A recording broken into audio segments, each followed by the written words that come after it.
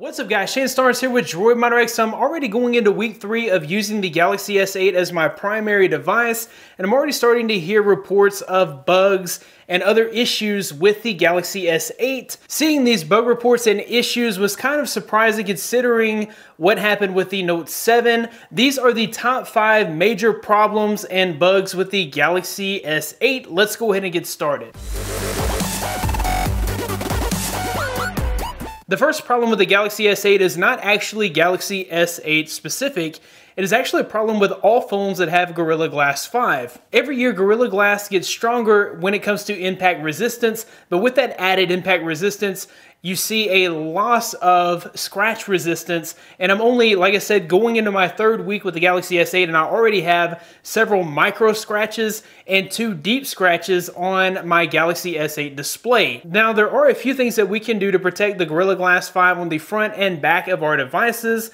Number 1 is add a slick wraps to the back of your device. It's going to protect your phone from scratches, which will increase the resale value of your phone, but it also adds a bit of customization. The slick wraps that I'm rocking on my Galaxy S8 right now is the honeycomb gold wrap, and I think it looks incredible. Of course, you're going to want to add a screen protector to the front of the device. There is an official screen protector from Samsung, but I found it very difficult to apply. If you're good at applying screen protectors, that may be a great option. There are also several other tempered glass screen protectors. Just be careful because they don't all stick well with those curved edges. Another big problem that has become kind of an annoyance is the fact that the Samsung Galaxy S8 has a difficult time charging on a QI-enabled charger that is not the brand new convertible wireless charger from Samsung. Of course, Samsung did release a brand new wireless charger. It converts from a stand to a regular charging pad. For some people, that is the only wireless charger that actually works with the Galaxy S8. A lot of people, including myself, have been running into this issue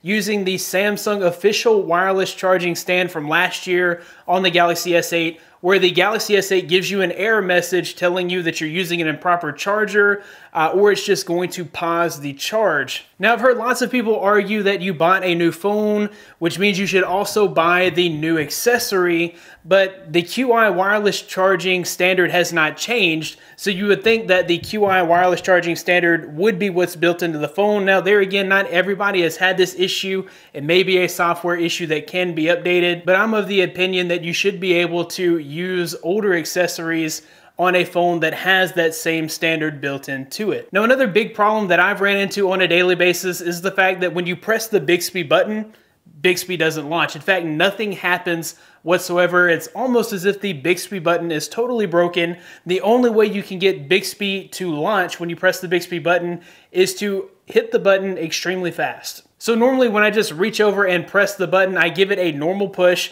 and nothing happens, and so I have to press it again, but the next time it has to be super fast, and if it wasn't fast enough, then I gotta press it again, and that can be rather annoying. If Samsung wants Galaxy S8 users to use Bigsby as their assistant, then they're gonna need to implement a software update to fix that Bigsby button. Another huge problem that has plagued Samsung Galaxy S8 and S8 Plus devices is a red tint on the display. Now, this is not super widespread. In fact, I myself have not seen it on my device. Now, if your Galaxy S8 or Galaxy S8 Plus shipped to you without the red tint on the display, it won't develop the red tint on the display. In Samsung's rush to market, they actually forgot to configure some of the displays, or else they didn't have time to configure some of the displays, and I guess they assumed that that would be fixable after the fact with a software update, which they did quickly release. They released that software update, which gives users extra features in their settings where they can tune the display to the way they like it. And then they've also said that if you cannot tune your display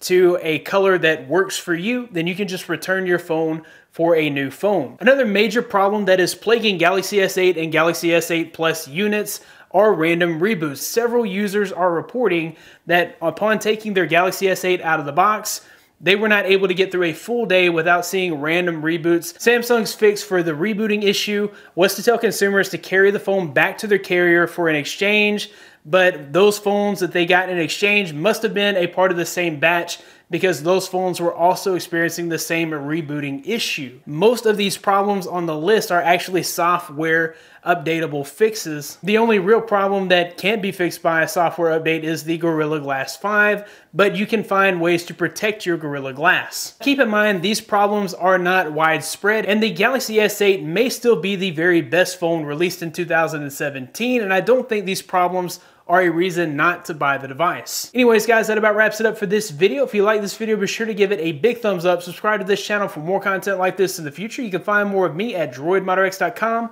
Follow me on Twitter at droidmodderx. Thanks, guys, for watching. Be blessed. I'll see you in the next one.